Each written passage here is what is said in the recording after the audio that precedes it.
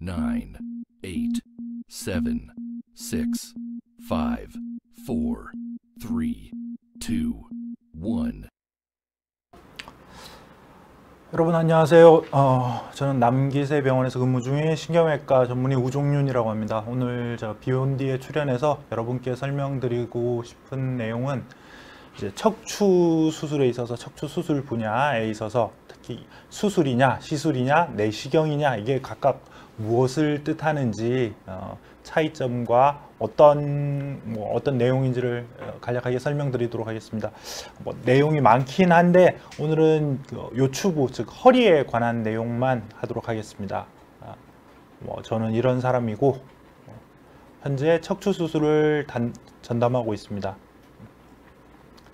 자, 척추 수술 요즘 퇴행성 질환 때문에 퇴행성 질환 사람들이 평균 수명이 많아지고 오래 사시면서 여러 가지 병을 많이 앓게 되는데 그러면서 특히 퇴행성 질환 무릎 관절이라든지 척추라든지 이런 퇴행성 질환 때문에 고생하시는 분들이 많으신데 그래서 척추 수술 빈도도 점점 높아지고 있는 것 같습니다. 예전에는 이렇게 몸이 나빠지기 전에 빨리 돌아가셨던 분들도 많으시겠지만 점점 오래 사시면서 아파지는 부분이 많은데 그래서 척추 수술을 많이 하게 되는데 과연 수술이 어떤 것이 수술이고 어떤 것이 시술인가 여기에 대해서 설명드리도록 하겠습니다. 예, 베리타스 주님 감사합니다. 안녕하십니까?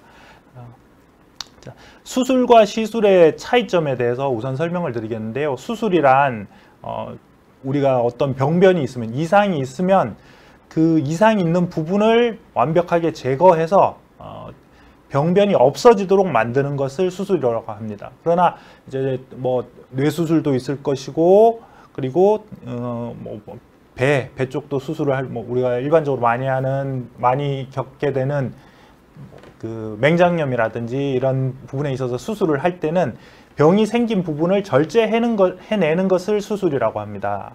그래서 이런 이상 부위를 제거한다. 여기 보시면 이상 부위를 제거를 하고 대부분 이런 경우에 있어서 우리 몸 안에 있는 장기를 건드리기 때문에 척추 같은 경우에는 뼈나 그 내부에 있는 신경을 봐야 되기 때문에 정상 조직의 손상을 동반하게 됩니다. 정상 조직을 통하지 않고는 열지 않고는 그 안까지 접근을 할 수가 없는 것이죠.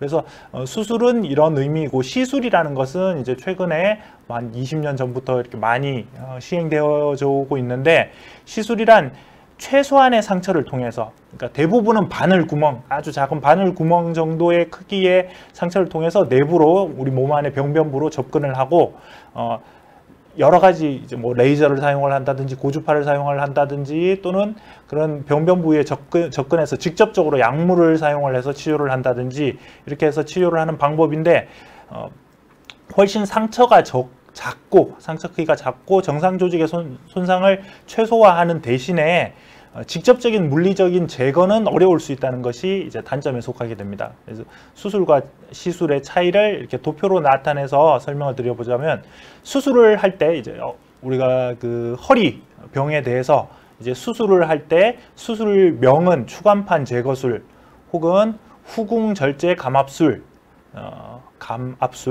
유압술 등이 있을 수 있고 시술은 이에 반해서 신경차단술, 신경성형술 그러니까 신경차단술은 일명 시골의 할머니들이 말씀하시는 뼈주사라는 것인데 여기는 이제 시술에 포함되기는 일반적인 의미상 시술에 포함되지는 않고 그 이후에 나오는 신경성형술, 그다음에 신경공 확장술, 수액성형술 등이 있을 수 있습니다. 여러 가지가 더 있지만 차후에 설명드리도록 하겠습니다. 그리고 수술은 아까 이전에 말씀드린 것처럼 파괴적인 것, 무언가를 그러니까 정상 조직을 어느 정도 손상을 입히고 들어가서 하게 되고 그리고 병변 부위를 제거를 하기 때문에 우리가 파괴적인 술식입니다. 그렇지만 시술은 최대한 정상 구조물을 보존하면서 시행을 하게 되고 수술이라고 하면 떠오르는 이미지는 칼, 그리고 드릴, 펀치 이런 여러 가지 수술 도구들이 생각이 나게 되고 시술이라고 할 때 떠오르는 그 내용들은 바늘, 고주파, 레이저 이런 단어가 떠오르게 됩니다.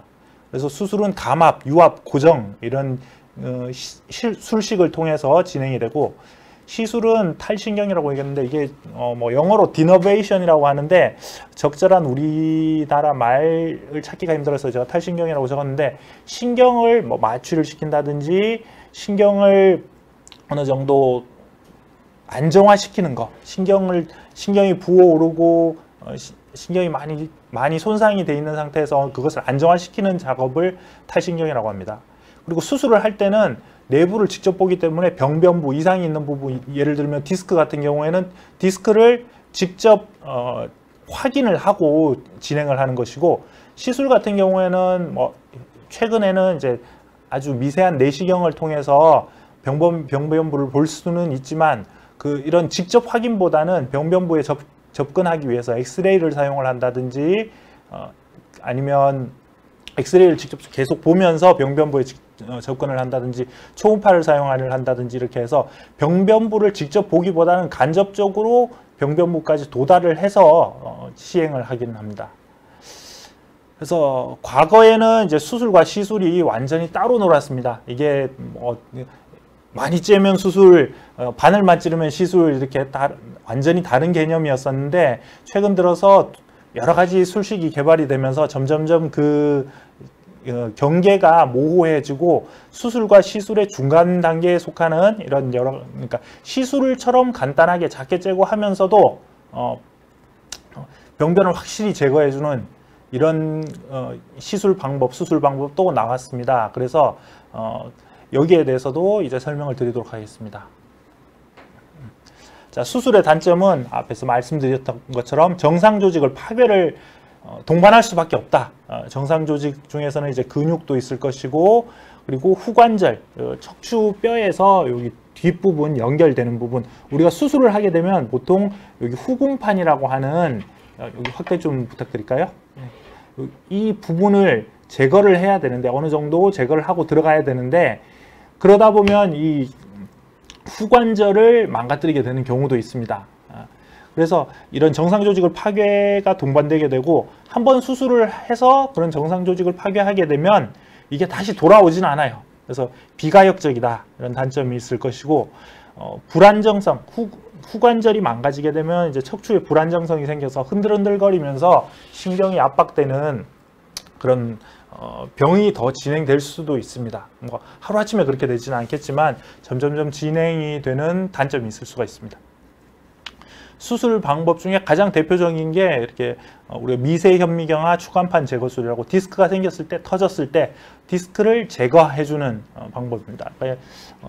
이게 척추 모형인데 아까 설명드린 것처럼 디스크가 여기 보시면은 이 사진상에서 이렇게 튀어나와서 신경을 압박하고 누르고 있는데, 뒤쪽에서 그 후궁판을 절제를 하고 뼈를 조금 깎아내서 안쪽을 들여다보면서 디스크가 튀어나온 것을 제거해서 신경이 눌리는 것을 풀어주는 방법입니다.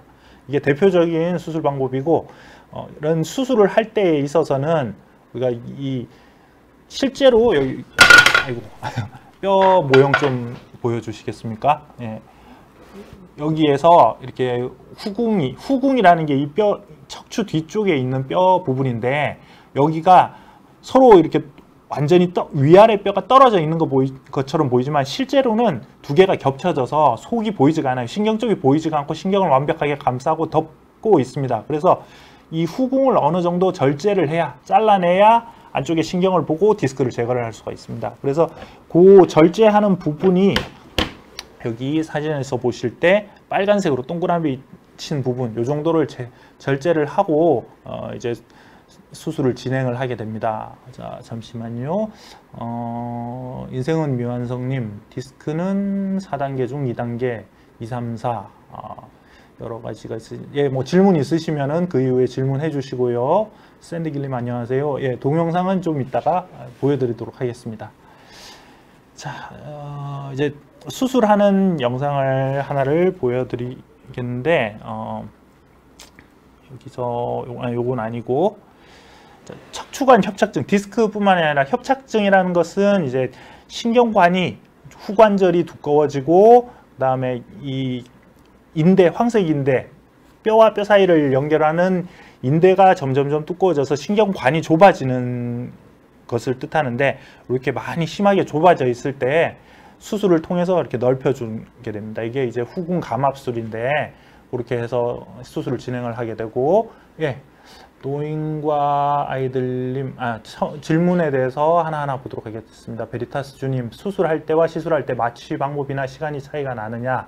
예, 수술할 때는 마취를 보통 이제 척추 마취나 전신 마취 같은 것들이 필요하고, 시술을 할 때는 대부분 바늘만 사용을 하기 때문에 국소 마취제, 그 찌르는 부분만 마취시키는 방법을 사용을 합니다. 그리고 시간은 아무래도 수술이 좀 더 길 수밖에 없습니다. 뭐 보통 일반적인 시술의 경우에 뭐 시술마다 다르지만 가장 흔하게 하는 신경성형술 같은 경우에는 10분에서 20분, 뭐 좀 열심히 오래 한다 했을 때 30분 정도 필요로 하고, 그리고 수술을 할 때는 30분 이상, 뭐 오래 걸릴 때는 한두 시간이 걸릴 수도 있습니다. 그리고 안개수님, 허리 디스크가 심한 편인데 발등이 저리고 시린 거, 예, 허리 원인일 수도 있습니다. 그러나 이제 시리고 저린 증상은 여러 가지 원인에 의해서 나타날 수가 있기 때문에 일단 진찰을 받고 검사도 해보고 해봐야 확실하게 진단을 내릴 수 있습니다. 그리고 노인과 아이들님, 척추 측만증이 없지만 측만증처럼 허리가 휘어지면서 아픈 거면 디스크 상태가 안 좋은 것인가요? 질문을 해주셨는데, 측만증이란 것은 허리가 휘어진 것을 엑스레이를 찍었을 때 척추가 이렇게 휘어 있는, S자 곡선을 그리듯이 휘어져 있는 것을 척추 측만증이라고 합니다. 그런데 휘어진 것이 없는데 휘어졌다, 이건 말이 좀 앞뒤가 안 맞는 어폐가 있는 것인데, 디스크가 터져 나왔을 때, 우리가 디스크 상태가 안 좋을 때 어느 자세를 취하면 디스크로 인해서 통증이 유발되면서 사람 몸이 저절로 반대쪽으로 안 아픈 자세를 취하게 되면서 디스크로 인한 디스크 성측만증 상태가 유발될 수가 있습니다. 그래서 디스크 상태가 안 좋아서 그러실 수도 있다고 봅니다. 그리고 인생은 미완성님, 디스크는 4단계 중 2단계이고 2, 3, 3, 4, 2, 3, 4, 5, 3, 4, 4, 5번 신경차단술을 여러 차례 받으셨는데 많이 받아도 문제가 없을까요? 이것은 자, 어떤 약이든지 뭐 많이 쓰시면은 좋은 약이고, 적절히 쓰면 좋은 약이고 과하게 쓰면 독이 될 수가 있습니다. 신경차단술을 할 때는 보통 우리가 한 3가지 정도 약물을, 경우에 따라서 다르지만 3가지 정도 약물을 사용을 하게 되는데, 신경을 마취시켜주는 마취약, 그리고 신경 유착을 풀어주는 유착 해리제, 그리고 스테로이드가, 염증을 해소하기 위한 스테로이드가 사용이 됩니다. 근데 뭐 여러 가지 그 각각 약물 각자도 부작용이 있을 수 있겠지만, 스테로이드 같은 경우에는 단기간에 고용량을 여러 차례 사용하게 되면 몸에 여러 가지 부작용이 유발될 수가 있습니다. 뭐 단 일시적으로 오는 부작용뿐만 아니라 장기적으로 과하게 사용을 했을 때는 몸 안에 호르몬 체계가 무너지는 쿠싱 증후군이라는 병이 생길 수가 있기 때문에 그런 병이 생기는 것을 예방하고 적절히 사용하는 것이 중요합니다. 그래서 횟수로 20번 정도 맞으셨다고 하시는데, 그게 이제 뭐 어느 정도 간격을 두고 얼마나 자주, 혹은 이제 뭐 며칠마다 한 번씩, 그리고 몇 차례 맞고 휴지기를 가지느냐 안 가지느냐, 이런 것이 중요한데, 거기에 대해서는 이제 한 군데를 정해놓고 그 병원 선생님과 꾸준하게 하시면서 관리를 하시면 이제 부작용이 생길 정도로 나쁜 짓을 하지는 않습니다, 의사들이. 그리고 너무 과하게 맞을 경우에는 중단하라고 이야기를 합니다. 그래서 지금 신경차단술을 시행하시는 선생님과 상의하시는 것이 좋을 것 같습니다. 그리고 JM님, 장거리 운전을 하는데 허리가 너무 아프시다. 이제 내시경 수술에 대해서는 이후에 설명드리도록 하겠습니다. 그리고 율파더님, 멀티플 스파이널 에피듀랄 라이포마토시스, 이건 이제 척추 내에 지방이, 원래 신경 주변에 지방이 있는데 그게 일반적인 사람들보다 과하게 차서 신경을 압박하는, 신경을 누르는 상태를 신경강내 지방증이라고 합니다. 그런 환자신데, 지방증으로 인해서 하지마비로 후궁절제술 2회, 후궁뼈 4개 절단하셨는데 수술 후에 마미증후군이 생기셨네요. 아주 위험한 상태까지 가셨는데 수술을 하셨고 감각이 둔해지셔서 욕창이 자꾸 발생한다.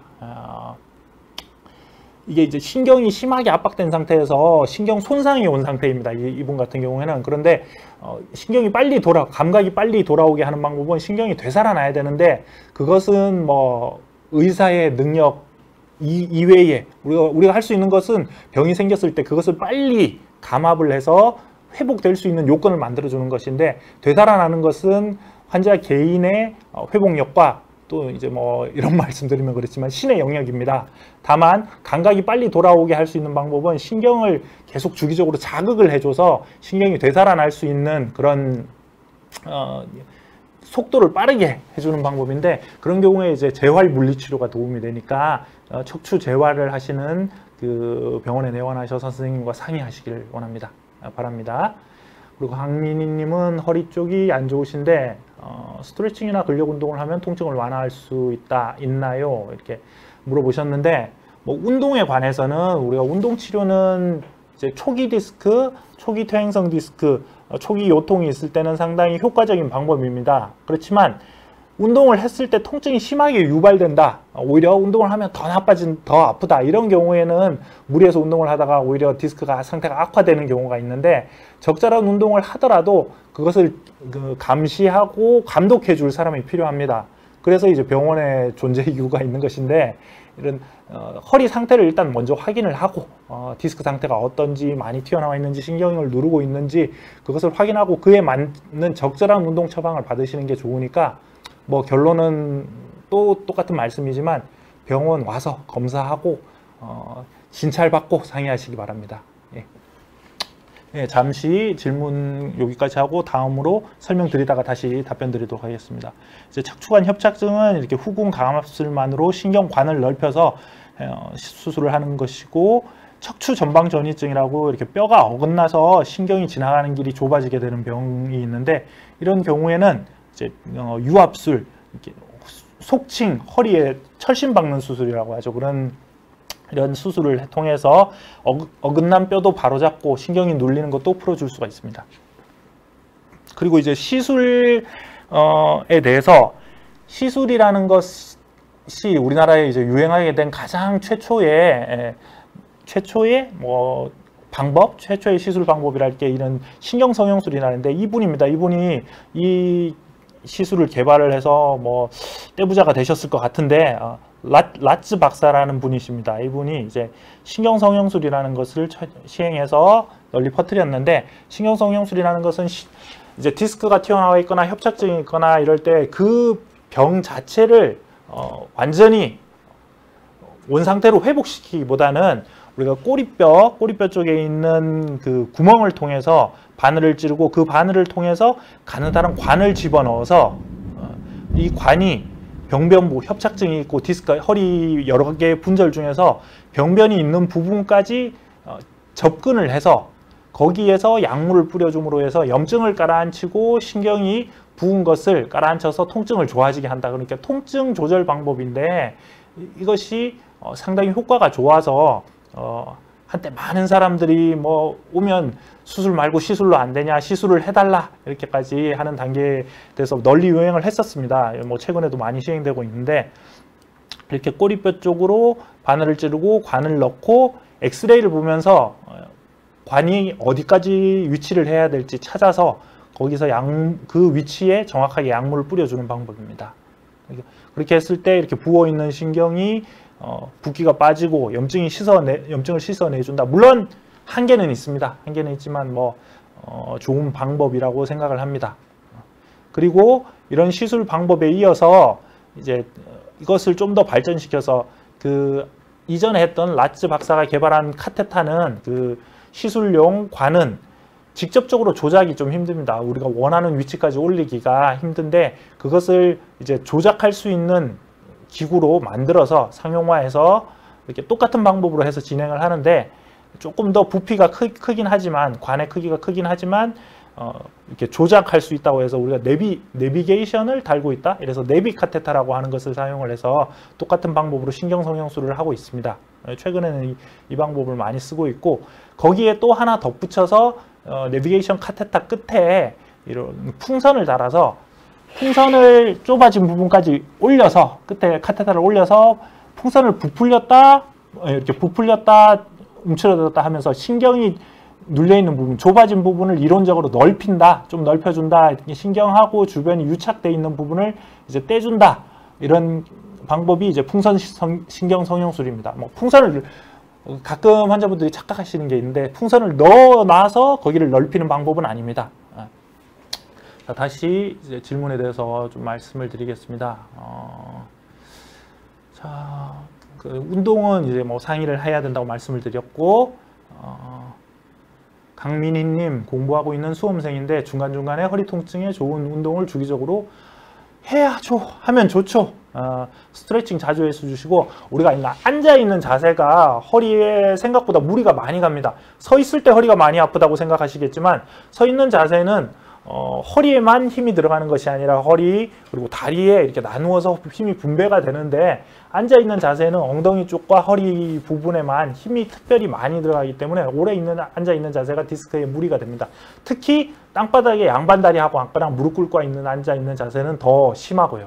그래서 우리가 학창시절에 한 4, 50분 수업하고 나면 10분은 일어나서 뛰어놀도록 하잖아요. 그 시간에 뭐 엎드려 자는 친구들이 더 많긴 하지만, 그래서 그런 쉬는 시간을 가지는 게 어린 아이들의 허리 척추 건강을 유지하도록 하기 위해서 그런 것입니다. 그래서 중간중간 스트레칭을 해주고 허리에 좋은 운동을 주기적으로 코어 근육 강화 훈련 운동이라든지 이런 것을 해주는 것이 도움이 됩니다. 그리고 별을 보고 산다님, 오른쪽 허리인지 엉덩이 쪽이 당기고 3일 전부터는 종아리가 당기고 저런 느낌. 이렇게 나이가 이제 좀 뭐 젊은 편에 속하신다, 그리고 급성으로 증상이 생겼다, 이런 경우에는 디스크가 탈출, 디스크가 쉽게 말해서 디스크가 터졌을 가능성이 높습니다. 그래서 그런 증상이 심하시다면 뭐 MRI를 찍어 보셔야 됩니다. 그리고 라천경님, 다한증에 대해서는 보통 뭐 신경외과에서 하기도 하고요. 근데 요즘은 흉부외과에서 많이 시행을 합니다. 흉부외과, 일반외과에서 많이 하시고, 제가 오늘 설명드리는 분야와는 달라서 다음번에 다른 좋은 선생님 오시면 한번 질문을 바랍니다. 그리고 이제 영어로 Physical Strength Conditioning, Winning Mentality 님, 팔굽혀펴기 하면 허리 디스크가 오나요? 뭐 팔굽혀펴기 한다고 허리 디스크가 생기는 위험성이 더 높아지지는 않습니다. 하다가 터지는 경우도 있을 수는 있겠죠.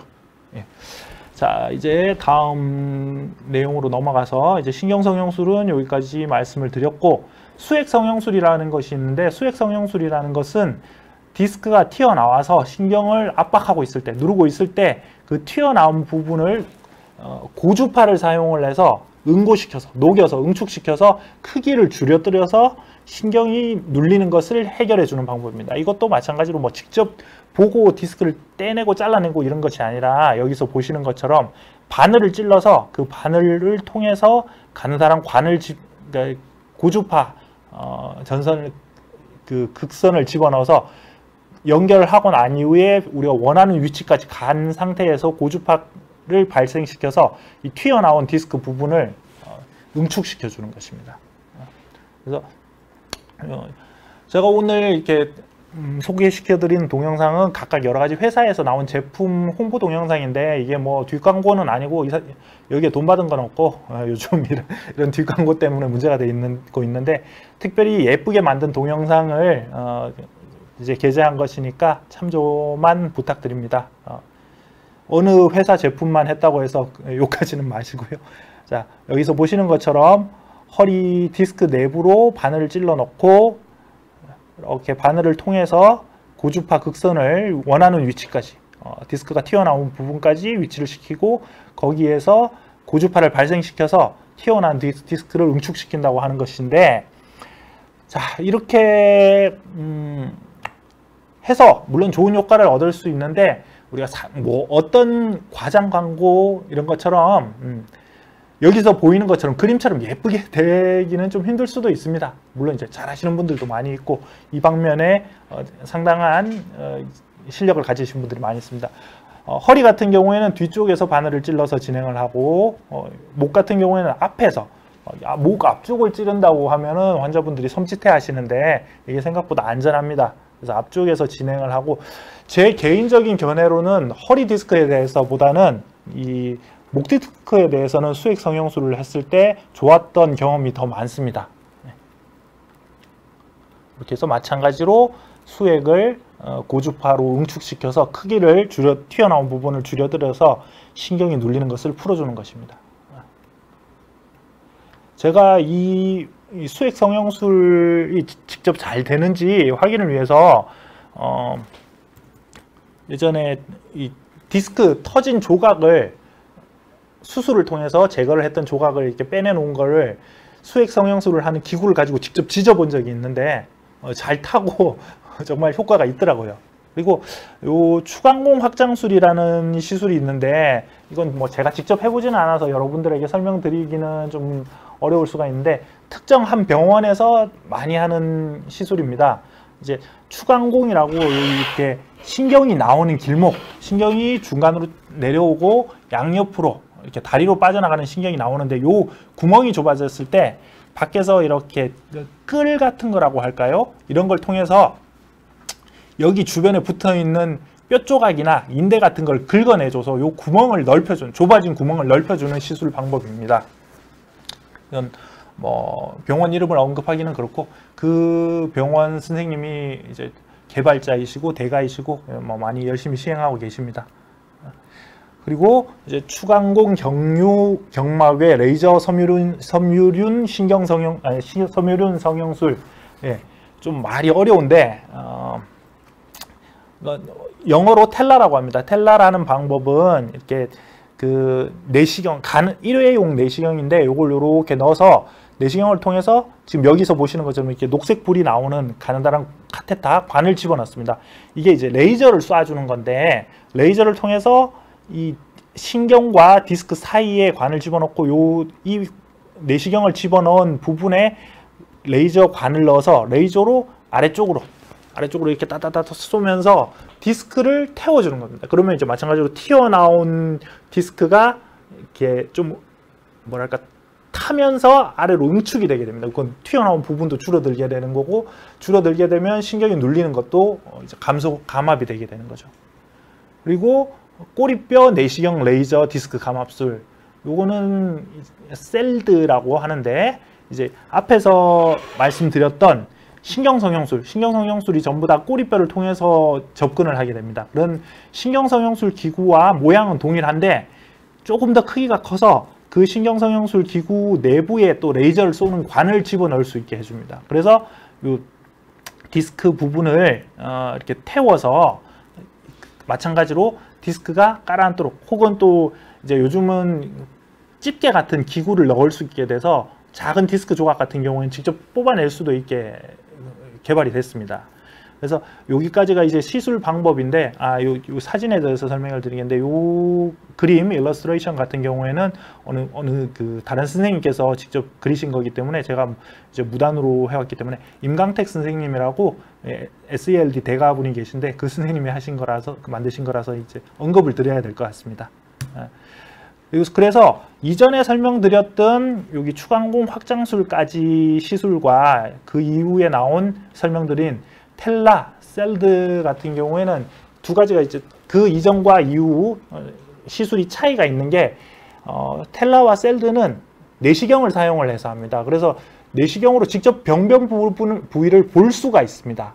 그래서 앞에서 설명드렸던 기준에 직접 병변 부위를 보면서 확인을 하고 수술을 진행을 한다, 병변부를 간접적으로 본다, 여기에 좀 어긋나게 되는데, 그래서 시술이라는 방법도 점점점 발전을 하면서 내시경을 통해서 발전을 하면서 수술에 가까워지는 이제 수술처럼 크게 짠다는 게 아니라 시술이라는 개념을 유지하면서 효과를 좀 더 키우고 병변부를 볼 수 있는 그런 이제 발전 단계에 있다, 이렇게 설명드릴 수가 있습니다. 자, 나그네님, 엎드려 누워서 책을 보거나 노트북을 하는 건 허리나 목에 안 좋을까요? 한 가지 자세를 오래 하는 것이 안 좋습니다. 이제 사람이 누워 있는 시간도 있을 수 있어야 되겠고, 엎드려 있는 자세도 해야 되겠고, 이제 한 가지 자세를 오랫동안 하게 되면 그 근육만 과긴장이 되면서 디스크에 무리가 올 수가 있기 때문에 이 동일한 자세를 오래 취하지 마시고 중간중간 스트레칭을 많이 해주시고 바꿔가면서 하시는 게 좋다, 이렇게 설명드릴 수가 있고, 금글나라님, 예, 저희 병원에서 MRI 직접 촬영합니다. MRI 기계가 좋은 기계가 있습니다. 자, 그리고 인생은 미완성님, 디스크 합병증으로 온 신경인성 방광도 좋아질 수 있나요? 이전에 앞에 질문하신 분께서 그 마미 증후군 때문에 감각이 둔해졌다고 하는데 이것도 신경 손상의 영역입니다. 신경인성 방광이라는 게 이제 소변을 보기가 힘들고 소변을 보고 난 이후에도 어느 정도 좀 찝찝한 느낌, 제대로 다 본 것 같지 않은 잔뇨감, 그리고 혹은 때로는 소변을 보고 싶어서 화장실을 가는데 그 사이에 미리 소변을 봐버린다든지 이렇게 샌다든지 이런 증상이 나타나는 게 신경인성 방광인데 뭐 마미 증후군 때문에라도 이런 증상이 생길 수가 있습니다. 그런데 이런 신경인성 방광은 마찬가지로 신경이 회복되어야 되고 신경 회복이 되는 것은 사람 몸에서 저절로 일어나는 변화지만 신경인성 방광에 대한 약물 치료라든지 방광 훈련이라든지 이런 것은 또 비뇨기과에서 전담으로 해서 잘 하시는 선생님들이 있기 때문에 이런 합병증이 생겼을 경우에는 비뇨기과 선생님과 상의를 하고 진료를 보시는 것이 좋습니다.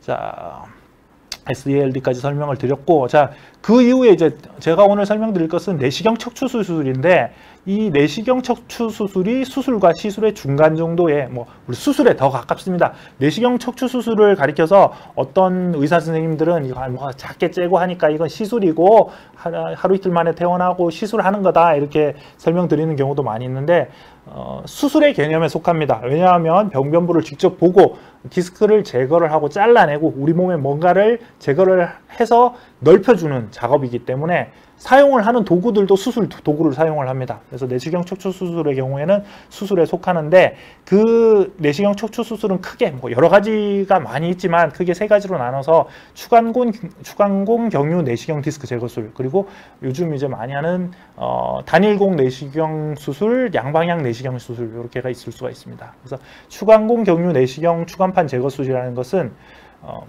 자, 허리뼈가 이렇게 있으면 디스크 쪽으로 접근을 하는데 이 뼈를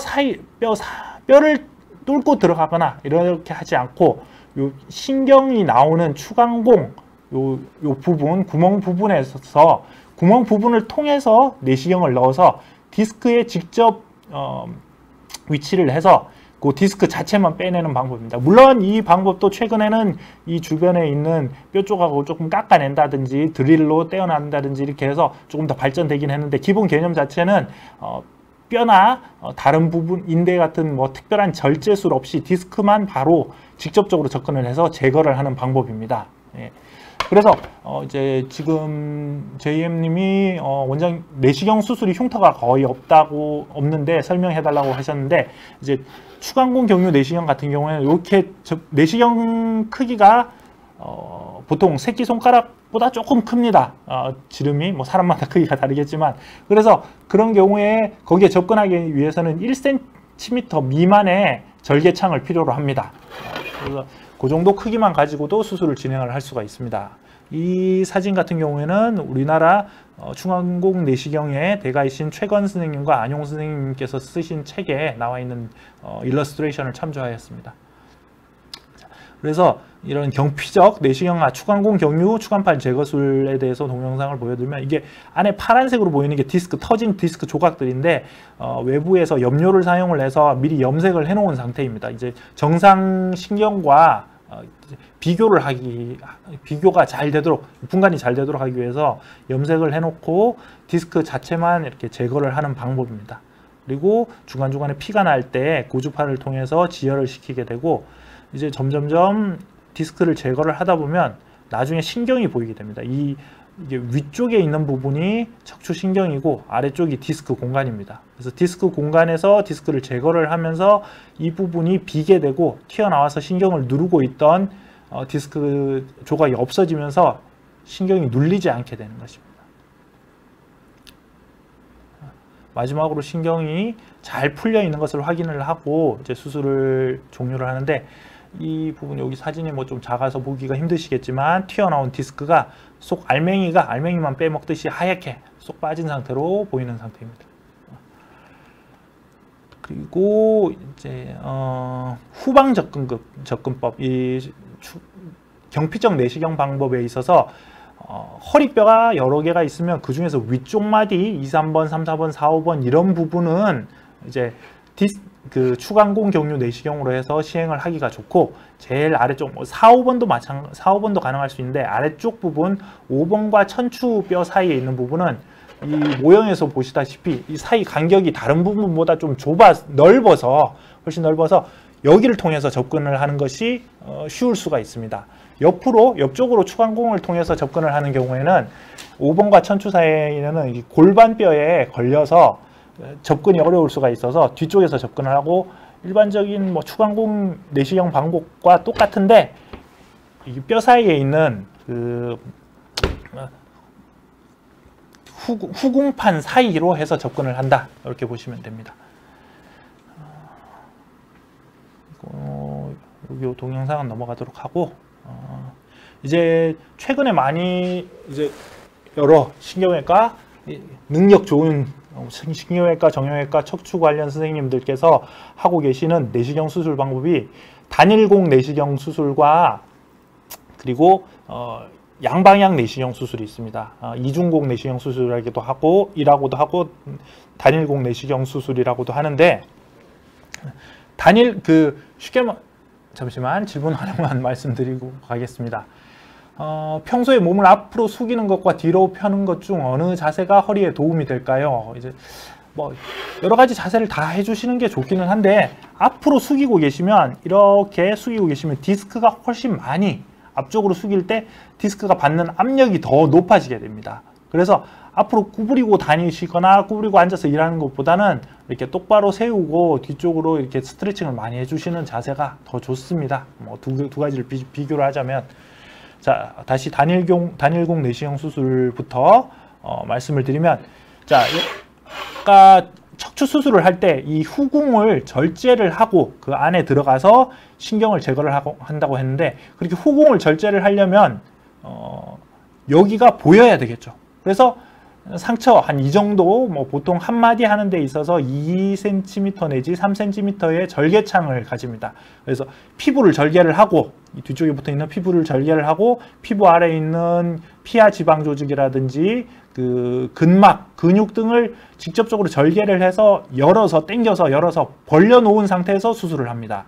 그래서 벌려놓은 상태에서 이제 후궁 뒤쪽에 있는 뼈가 보이면은 그 뼈를 깎아내고, 드릴로 깎아내고, 속에 신경이 보이면 신경 앞쪽에 튀어나와 있는 디스크를 제거를 한다든지, 아니면 협착을 구성하는 그 관절, 척추뼈와 그리고 인대 등을 제거를 해서 신경이 눌리는 것을 풀어주는데, 그게 이제 미세현미경을 통해서 하는 수술 방법이고, 이 똑같은 절차, 속에 들어가서 후궁판을 절제를 하고 신경 앞쪽에 터진 디스크를 제거를 하고, 이런 방법을 내시경을 통해서 하는 것이 내시경 수술입니다. 환자분들은 뭐 내시경 수술도 시술이니까 속에 뼈는 안 깎나요? 그 디스크를 제대로 어떻게 잘 뽑아내나요? 디스크는 제거 안 하고 레이저로 태우나요? 우리가 보통 환자분들이 신기술이라고 하면은 무조건 레이저를 물어보십니다. 근데 레이저 하는 게 그렇게 크게 많이 쓰이지는 않고, 레이저는 무조건 좋은 것, 레이저가 만능, 여기에 대한 고정관념은 좀 버리시는 것이 좋습니다. 그래서 내시경 수술 방법은 상처를 작게 절제를 하고, 크게 째지 않고, 속에 근육을 막 찢어 발겨서 당기지 않고, 상처 피부를 절개한 그 절개창을 통해서 내시경을 집어넣어서 내시경 자체를 이 안쪽에 후궁판과 신경, 뼈, 뭐 여러 가지 구조물이 보이는 상태로 해놓은 상태에서 똑같은 수술 기구를 사용을 해서 후궁판에 구멍을 내고 신경을 보고 신경 앞쪽에 디스크를 제거하는 방법입니다. 그런데 피부 절개를 한 군데에 하면 그게 단일공 내시경 수술. 요건 이제 단일경 내시경 수술을 위한 특별한 기구들이 많이 만들어져 있고요. 그리고 피부 절개를 2개를 해서 한쪽은 내시경을 집어넣고 다른 한쪽은 수술 기구를 왔다 갔다 하면서 하면은 이제 양방향 내시경 수술이 됩니다. 자, 테드 주님, 이상근 증후군과 척추 질환은 어떻게 판별하나요? 이상근 증후군이 있을 때 우리가 증상이 디스크와 척추 질환, 디스크와 거의 비슷하게 나타날 수 있습니다. 둔부, 엉덩이 통증과 하지 방사통, 저림 증상이 나타날 수가 있는데, 우선은 판별 방법이 큰 질환부터 먼저 감별을 하고 그것이 아닐 경우에 이상근 증후군 쪽으로 넘어가게 되는데, 디스크나 협착증이 있는지를 우선 확인해 보려면 증상이 두 가지가 비슷하기 때문에 결국 뭐 MRI를 검사를 해봐야 됩니다. 근데 MRI를 검사를 했는데 지금 현재 통증 정도 병변과 맞지 않는 다른 증상이다. 혹은 MRI상에서 큰 이상이 없다. 이런 경우에는 이제 이상군 증후군을 의심을 하게 되고, 이상군 증후군 자체에 특징적인 증상이 있습니다. 엉덩이 쪽부터 해서 이렇게 다리 뒤쪽으로 그런 타고 내려가는 듯한 통증과 저림 증상이 있는데, 그 엉덩이에 있는 이 치골 부분 뒤쪽에 있는 근육을 이상근이라고 하는데, 이 이상근이 과도하게 근육 긴장이 유지되는 경우에 그 아래쪽으로 지나가는 신경을 압박하면서 증상이 나타나게 됩니다. 그래서 이상근 증후군은 치료와 진단 방법이 동일한데, 그 신경 차단술, 이상근 차단술이라는 신경 주사를 놨을 때 증상이 호전이 되면은 이제 이상근 증후군으로 진단을 할 수가 있습니다. 그래서 허리에 일단 병변이 크지 않고 없고 지금 증상과는 맞지 않고, 그리고 이상근 차단술을 했을 때 증상이 호전된다. 그럼 이상근 증후군으로 확진을 할 수가 있습니다. 자, 위영성님, 운동 유튜버들은 디스크가 무조건 흡수되는 것처럼 말을 하는데, 예, 흡수 안 되는 경우는 이제 뭐 디스크가 좋아지시는 경우, 저절로 흡수되고 좋아지시는 경우도 있습니다. 그러나 제가 이게 뭐 퍼센테이지는 정확하지는 않지만 제가 환자분들께는 설명을 드릴 때는 우리가 디스크가 터지고 돌출이 되면 그게 좋아지는 경우, 그대로인 경우, 오히려 악화되는 경우, 이렇게 세 가지로 나누어서 각각 10분의 1, 10분의 8, 10분의 1 이렇게 설명을 드립니다. 뭐 러프하게 설명드리는 거긴 한데, 10명 중에 1명은 좋아지실 수가 있습니다. 최소 한 6개월 이상 이렇게 뭐 운동을 해서 좋아진다기보다, 운동을 하면은 근력이 좋아지면서 견딜 수 있는 힘을 만들어주는 것이고, 신경차단술이라든지 통증치료, 물리치료, 여러가지 치료, 또 혹은 신경성형술 이런 시술 방법 등을 해서 통증이 좋아지게 난 이후 좋아져서 어느 정도 좋아져서 버틸만 하게 만들고, 버티다 보면 좋아지는 경우가 한 10명에 1명 정도 되는 것 같습니다. 그리고 10명에 8명 정도는 결국 안 좋아져서 뭐 서너 개월 버티다가 아프고 힘들어서 안 돼서 수술하게 되는 경우가 많고, 나머지 10명에 1명 정도는 그 터진 상태에서 더 심하게 터지거나 아니면 악화가 되거나 터져 나온 디스크가 석회화 병변, 딱딱하게 변하면서 디스크 증상에서 협착증 증상으로 바뀌는 경우가 있습니다. 그래서 뭐 무조건 흡수되는 건 아니고 좋아지는 분들은 운이 좋은 겁니다. 자, 나그네님, 목 디스크, 허리 디스크, 무릎 퇴행성 관절염 초기입니다. 교정 신발을 신고 있는데 도움이 될까요? 이제 인체공학적으로 잘 만든 신발이라면 도움이 될 수 있겠지만, 뭐 물론 도움이 안 되지는 않겠죠. 해서 나쁠 건 없겠지만, 이걸 한다고 낫느냐, 허리 디스크, 목 디스크가 옛날 상태로 젊을 때로 다시 돌아가느냐, 그건 불가능합니다. 예. 다음으로 넘어가겠습니다. 이제 단일곡 내시경 수술에 대해서 그 수술 동영상을 보여드리면서 설명드리도록 하겠습니다. 이 지금 보이는 게 내시경 안쪽에 통로가 있어서 그 통로로 수술 기구가 왔다 갔다 하면서 단 하나의 구멍을 통해서 수술을 진행하는 것입니다. 이렇게 지금 황색 인대 부분을 잘라내고 제거를 하고 나니까 속에 신경이 보이고, 신경 옆쪽에 이렇게 터져 있는 디스크 조각이 있어서 그걸 집게를 통해서 뽑아내고 있는 모습입니다. 그리고 이런 꺾어진 그 도구를 통해 프로브를 통해서 더 있는지 확인을 하고, 근데 제거를 하다가 보니까 좀 잘 제거가 안 돼서 이렇게 드릴을 넣어서 뼈를 깎아낼 수도 있습니다. 후궁을 갈아내서 시야를 넓혀주고, 넓힌 상태에서 이렇게 또 디스크를 더 완벽하게 제거를 할 수가 있습니다. 그러니까 일반 수술에서 사용하는 도구를 뭐 거의 동일하게 사용을 해서 하기 때문에 효과도 동일하게 얻을 수가 있습니다. 이게 이제 단일곡 내시경 수술이고, 지혈을 하는 기구는 이전에 했던 그 추간공 경류 내시경에서 사용했던 고주파를 통해서 할 수가 있고요. 그래서 이렇게 디스크가 터져 있던 걸 잘 제거된 모습이고, 양방향 내시경이라는 것은 구멍이 두 개, 피부 절개창이 2개입니다. 그래서 보통 복강경을 할 때 우리가 배꼽에다가 내시경을 집어넣고 복강경을 집어넣고 다른 쪽에 이제 피부 절개를 하나 더해서 수술 기구를 한다고 하는 수술을 하는데, 2군데 내지 3군데 절개창을 낸다. 무릎 관절경, 어깨 관절경도 마찬가지입니다. 이런 식으로 해서 하는데 거기에서 아이디어를 얻어서 똑같은 방법을 허리에 적용한 방법입니다. 이런 기구를 사용을 해서 이 사진은 제가 이제 레퍼런스를 안 적었나요? 레퍼런스가 엄진화, 허동화, 손상규 선생님이 만드신 책에 나오는 우리나라의 양방향 내시경의 선구자이신 분들이신데 그분들이 이제 저술한 책에 나온 사진들입니다. 그래서 이렇게 디스크가 터져 있을 때 지금 오른쪽으로 터져 있는 분인데 양방향 내시경을 사용을 해서 수술을 진행하는 것입니다. 이건 내시경 속에다가 디스크를 넣는 것이 수술 기구를 넣는 게 아니라 내시경이 이 각도로 들어오고 반대쪽에서 이렇게 서로 교차를 하면서 크로스를 하면서 이 수술 기구를 보면서 수술을 진행하는 것입니다. 이 수술 방법의 장점은 좀 더 이제 단방향 내시경보다 단일곡 내시경보다 좀 수술하는 술자 입장에서 수술하는 사람 입장에서 좀 더 쉽습니다. 뭐랄까 현미경 수술과 거의 동일하게 할 수가 있습니다. 그래서 지금 이게 사진이 좀 너무 동영상이 너무 어둡게 나왔는데 이렇게 인대를 절개를 하고 나면 속에 신경이 보이고 신경 옆에 디스크가 터진 것을 뽑아내서 제거해줘서 신경이 눌리는 것을 풀어주는 방법입니다. 그러니까 결국 환자분들께 항상 설명을 드리지만 내시경 수술 자체가 뭐 특별히 다른 것이 아니고 사용하는 도구와 상처 크기 그리고 근육 손상이 적다. 이것은 장점이고 속에 들어가서 하는 일은 현미경 수술과 동일합니다. 똑같기 때문에 똑같은 효과를 얻을 수 있다. 이것이 장점입니다.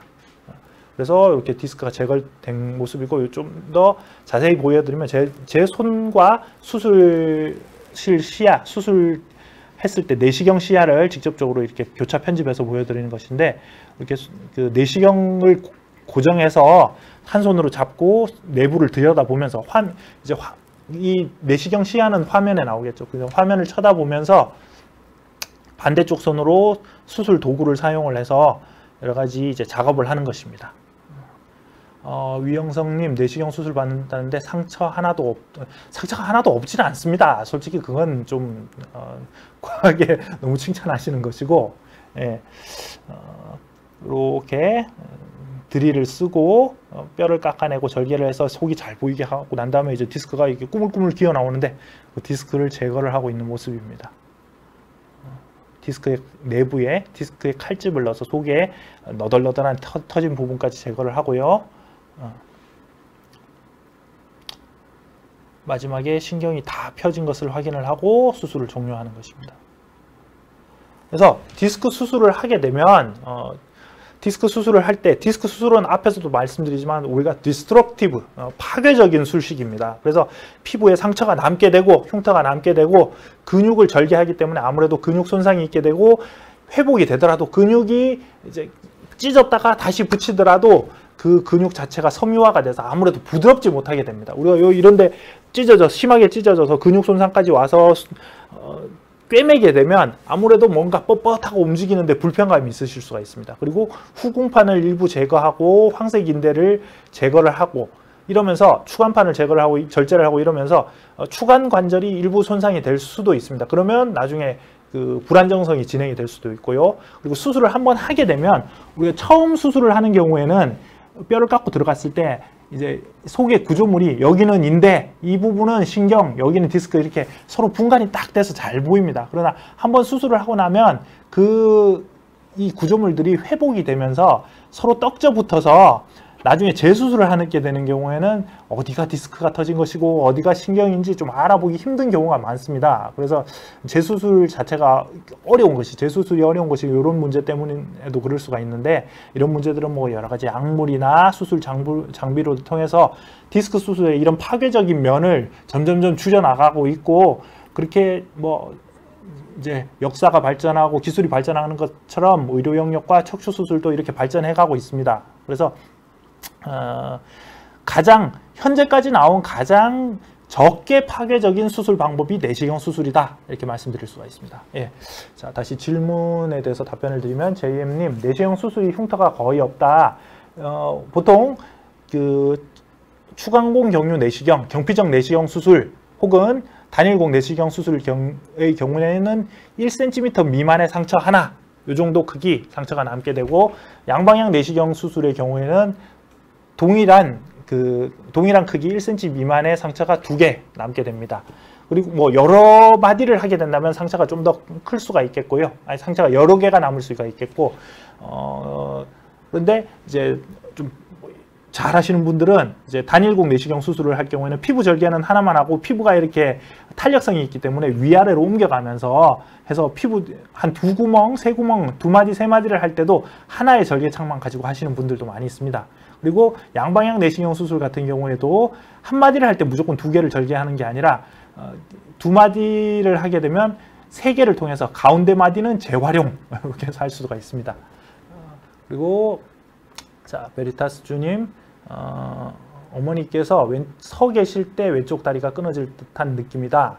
이게 디스크 같은 경우에 우리가 디스크와 협착증이 차이가 있는데, 디스크는 보통 좀 더 젊은 사람들에게서 나타나는 질병이고, 협착증은 나이가 많으신 분들에게 점점 서서히 진행하는 질병입니다. 그래서 디스크는 통증 양상이 뭐 디스크 위치나 누르고 있는 신경에 따라서 다르긴 하지만, 자세를 바꿀 때, 앉았다가 일어나거나 몸을 틀거나 이렇게 할 때 갑자기 뜨끔뜨끔 다리 쪽으로 번개가 치듯이 끊어질 듯이 아픈 양상이라서 누웠다 일어나거나 자세 전환을 하기가 힘든 것이 특징이고, 협착증 같은 경우에는 처음에는 괜찮은데, 혹은 이제 앉아 계실 때는 괜찮은데 서 계시거나 걸어 다니실 때 점점점 다리가 당기고 아픈 증상으로 심해지는 경우가 많습니다. 예.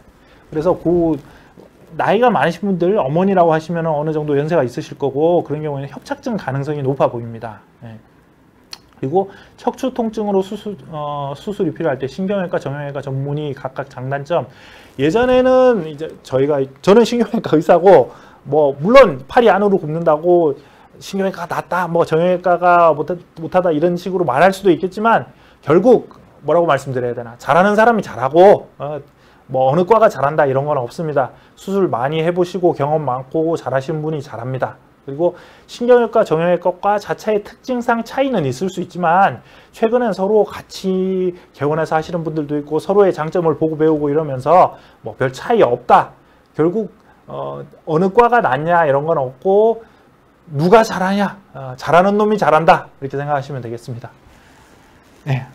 여기까지 이제 뭐 제가 준비해 온 자료로는 설명을 다 드렸고, 조금 더 이제 질문에 대해서 답변을 드리면, 남기세 병원 채널 통해서 질문을 하면 이제 우리 게시판을 담당하는 직원분이 계십니다. 그래서 그런 이제 뭐 이전에 나왔던 질문에 대해서는 간략하게 동일하게 답변을 드릴 수도 있겠지만, 주로 뭐 복잡한 질문들이 많이 들어오기 때문에 정리를 해서 담당과 뭐 척추 담당이라든지 관절 담당이라든지 이런 분들께 질문을 의뢰하기를 하게 되고, 저희가 답변을 작성해 드리면 그걸 게시하게 됩니다.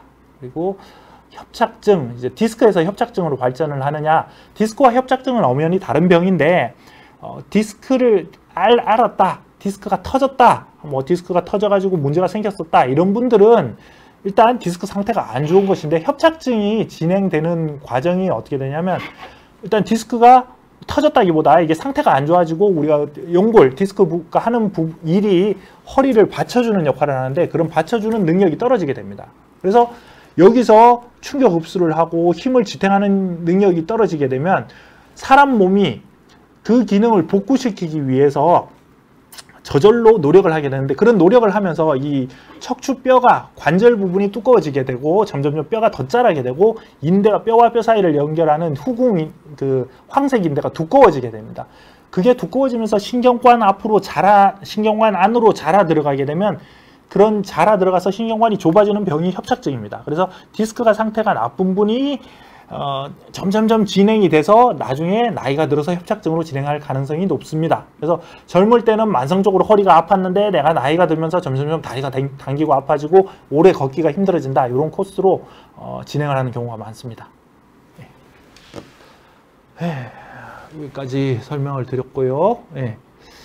자, 오늘 이제 뭐 수술과 시술, 여러분들이 궁금해하시는 수술이 뭐냐, 시술이 뭐냐, 혹은 뭐 내시경, 다른 병원에서는 내시경을 한다는데 내시경은 어떻게 하는 것이고 무엇이냐, 여기에 대해서 뭐 나름 정리를 해서 설명을 드렸는데 도움이 되셨기를 바라고, 그러면 수술이 좋냐 시술이 좋냐 내시경이 좋냐, 여기에 대해서는 정답은 없습니다. 환자분의 통증과 상태, 환자분이 필요로 하는 이제 뭐 원하시는 것, 나는 뭐 크게 흉터는 상관없고 크게 째더라도 확실하게 해주기를 원한다, 이런 분들도 있고, 무조건 작게 째고 나는 칼 대는 거 싫다, 시술로 해서 치료해 주시오, 이런 분들도 있고, 물론 그 상황에 따라서 어떻게 하는 것이 환자분의 증상을 완전히 관해시키고 좋아지게 하고 재발이 안 되도록 하느냐, 이런 것을 의사가 판단을 해서 적절한 치료 방법을 제시를 해드려야 되겠죠. 그래서 일단 진찰, 검사, 그 이후에 서로 의논, 결과 도출, 이게 중요하다고 생각되어집니다.